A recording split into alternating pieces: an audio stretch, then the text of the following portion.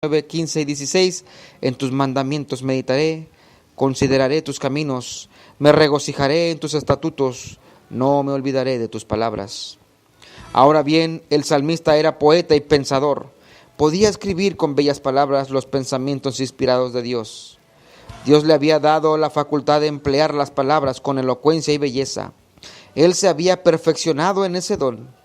Entendía el arte de escribir poemas que le gustarían a su propio pueblo. Ese es un aspecto de la mente creadora del hombre, porque Dios es creador y le ha dado al hombre una mente creadora. El creyente que quiere ser como su Padre, el Creador, debe demostrar creatividad tanto en su trabajo como en sus pasatiempos.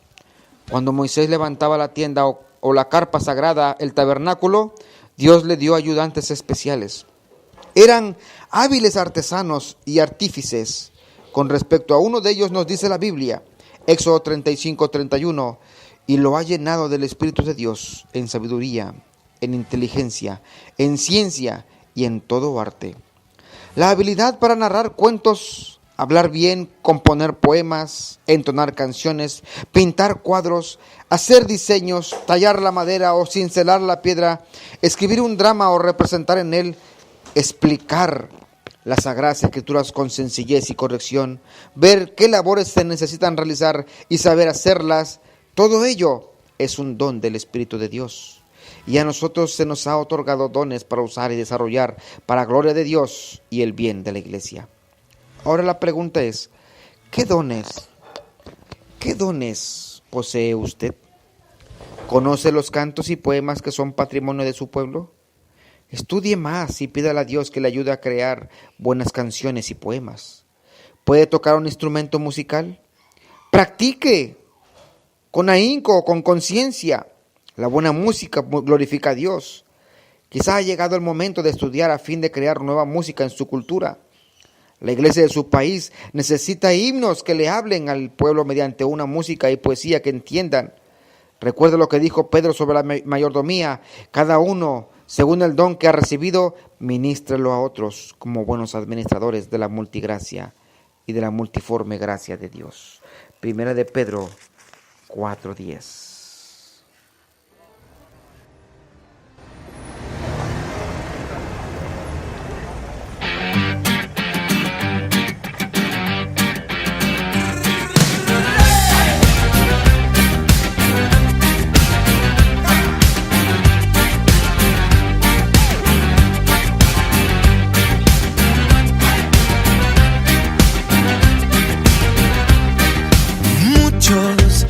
Me parece que son muchos los que se levantan contra mí y no puede ser, y no sé si aún me queda tiempo para huir. Cuando siento que no tengo fuerza, viene una vez más tu dulce voz que me recuerda. Hey. Clama, clama, clama a mí que yo responderé.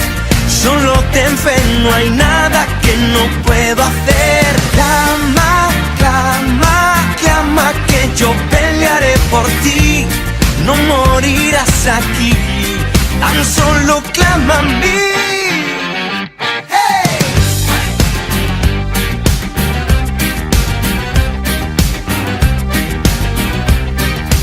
Basta, ahora de verdad ya digo. La otra norma que hay el Señor nos da es la norma para su espíritu.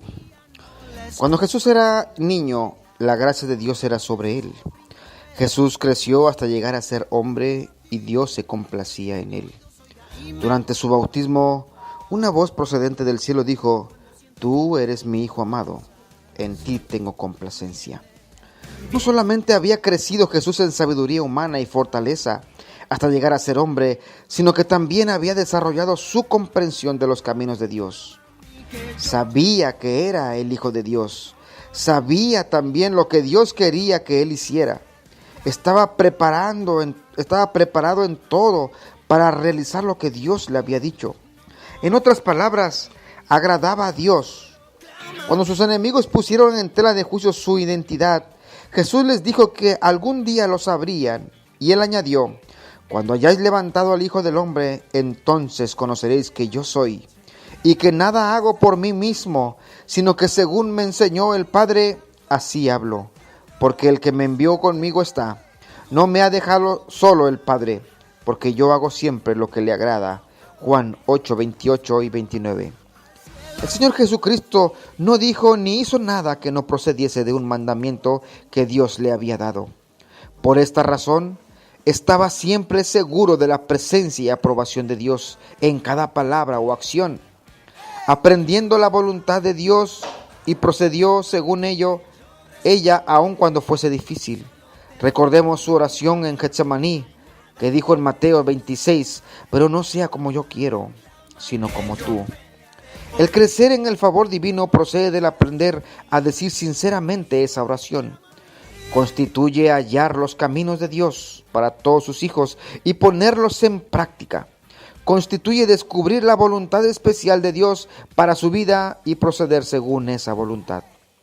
En la lección 3, estudió 4 métodos que emplea Dios para ayudarnos a saber lo que Él quiere que seamos. ¿Se acuerda? Una conciencia purificada, la palabra de Dios, los ejemplos de Jesús, las directivas del Espíritu Santo. Estos 4 métodos trabajan en armonía mientras buscamos la voluntad de Dios, inspirados por nuestro deseo de agradarle. Motivado por una conciencia pura, pidiéndole al Espíritu Santo que lo guíe, estudie la palabra de Dios y en ellas las enseñanzas y la vida del Salvador. La lectura personal de la Biblia es esencial para el crecimiento cristiano. Los judíos de Berea, a quienes les predicó Pablo con respecto a Jesús, constituyen un buen ejemplo para nosotros. Recibieron la palabra con toda solicitud, escudriñando cada día las Escrituras para ver si estas cosas eran así. Así que creyeron muchos de ellos. Observe cómo leyeron estas personas. Lo hicieron con solicitud, es decir, con diligencia, cada día. En otras palabras, continuamente, para ver o con un propósito definido, y creyeron de buena voluntad. Si quiere crecer en lo espiritual, el creyente debe también estudiar la palabra diariamente, buscar la voluntad divina y prepararse para ponerla en práctica. Además del estudio personal de la Biblia, el creyente tiene a su disposición otro don de Dios que le prestará ayuda: pastores y maestros. Estos hombres, en virtud de su estudio y experiencia, comparten con otros creyentes un discernimiento que se les da en la palabra de Dios. Presentan el mensaje de Dios a fin de edificar o fortalecer al pueblo. Aquellos que aceptaron al Señor Jesucristo el día del Pentecostés se dieron cuenta de que necesitaban instrucción de parte de aquellos con mayor instrucción en la fe. Dice Hechos 2:42, y perseveraban en la doctrina de los apóstoles, en la comunión unos con otros, en el partimiento del pan y en las oraciones. Estos creyentes aprendieron de los apóstoles a quienes les había enseñado Jesús y eran llenos del Espíritu Santo. Los creyentes en la actualidad necesitan maestros y pastores que sepan la palabra de Dios y estén llenos del Espíritu Santo. Las Sagradas Escrituras nos dicen que debemos obedecer y sujetarnos a tales dirigentes y estar agradecidos por sus enseñanzas. Pero no solamente los pastores quienes enseñan en la iglesia local. Puesto que la iglesia es el cuerpo de creyentes, todos ellos deben ejercer el ministerio de animar y testificar mediante nuestra conducta y palabras. Podemos enseñarnos mutuamente. El apóstol Pablo nos hace la siguiente exhortación en Colosenses 3:16. La palabra de Cristo more en abundancia en vosotros, enseñándoos y exhortándoos unos a otros en toda sabiduría, cantando con gracia en vuestros corazones al Señor con salmos e himnos y cánticos espirituales.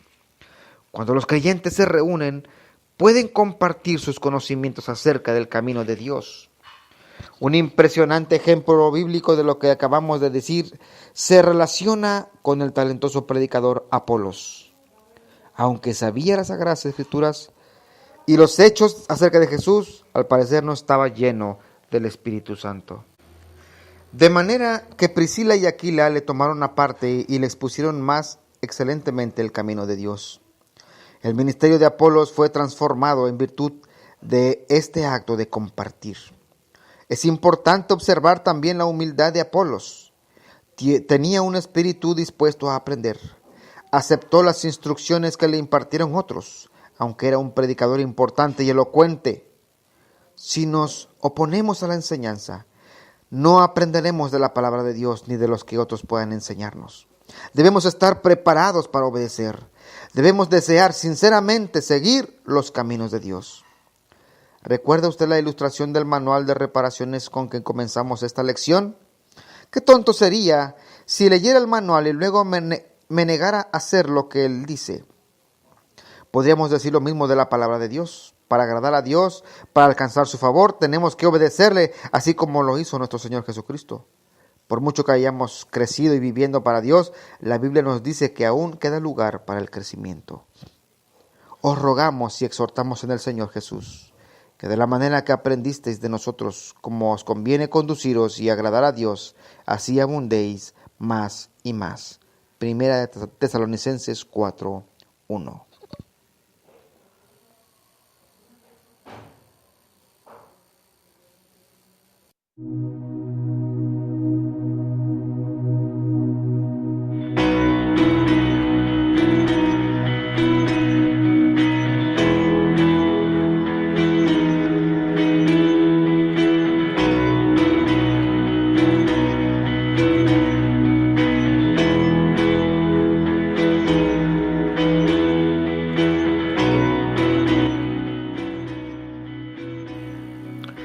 Otra de las normas que tenemos que tener en cuenta es las normas para sus relaciones sociales.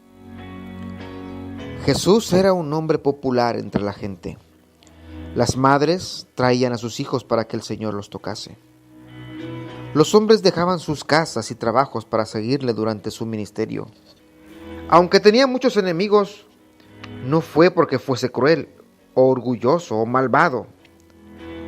Fue porque desecharon los designios de Dios respecto de sí mismos y lo despreciaron como amigo de publicanos y de pecadores. Los primeros creyentes eran como su maestro. Se preocupaban de los enfermos y pobres. Comían juntos con alegría y sencillez de corazón, alabando a Dios y teniendo favor con todo el pueblo. ¿Podemos vivir de tal manera que agrademos tanto a los hombres como a Dios? El apóstol Pablo parece decir que estas cosas se oponen. Pues, ¿busco ahora el favor de los hombres o el de Dios? ¿O trato de agradar a los hombres? Pues si todavía agradara a los hombres, no sería siervo de Cristo. Pero aquí el apóstol Pablo nos habla de adaptar su enseñanza, el inmutable evangelio de Cristo, a los deseos de hombres pecadores. Eso no lo podemos hacer nosotros como creyentes. No podemos cambiar nuestras creencias ni nuestro comportamiento justo para agradar a otros. De ninguna manera. Debemos obedecer en primer lugar a Dios. Por el amor de Dios obedecemos las leyes que promulgan los hombres, según nos dice el apóstol Pedro. Porque esta es la voluntad de Dios, que haciendo bien hagáis callar la ignorancia de los hombres insensatos. Primera de Pedro 2:15. Somos testigos ante los demás en virtud de nuestras buenas obras. Pablo se sentía feliz de encomiar a los creyentes de Tesalónica por su amor fraternal. Los anima a hacer aún más. Y que procuréis tener tranquilidad y procuraos en vuestros negocios y trabajar con vuestras manos de la manera que os hemos mandado, a fin de que os conduzcáis honradamente para con los de afuera y no tengáis necesidad de nada. Primera de Tesalonicenses 4:11 y 12. Aumenta la estima que otros sienten por nosotros cuando trabajamos silenciosamente y bien, puesto que entonces no somos ni problema ni carga. Además, debemos demostrar solicitud por los demás mediante nuestro comportamiento. Pablo quería que los creyentes anduviesen sabiamente para con los que no eran creyentes y que sus palabras fuesen siempre agradables e interesantes. Le imparte instrucciones a Tito para que le recuerde a la gente que debe sujetarse a los gobernantes y autoridades y estar listo a hacer el bien cuando da este buen consejo. Recuérdales que se sujeten a los gobernantes y autoridades, que obedezcan y que estén dispuestos a toda buena obra. Tito 3:2.